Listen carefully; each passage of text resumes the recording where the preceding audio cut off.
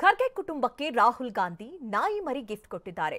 ಬೆಂಗಳೂರಿಗೆ ಬಂದಿದ್ದಾಗ ಗಿಫ್ಟ್ ನೀಡಿದ್ದಾರೆ ರಾಗ. ವೋಟರ್ ಅಧಿಕಾರ ರ್ಯಾಲಿ ವೇಳೆ ರಾಹುಲ್ ಗಾಂಧಿ ಭೇಟಿ ಕೊಟ್ಟಿದ್ರು. ಖರ್ಗೆ ಮೊಮ್ಮಕ್ಕಳ ಜೊತೆ ಕೆಲ ಕಾಲ ಸಮಯ ಕಳೆದಿದ್ರು. ಆ ಸಂದರ್ಭದಲ್ಲಿ ನಾಯಿ ಮರಿನ ಗಿಫ್ಟ್ ಕೊಟ್ಟಿದ್ದಾರೆ.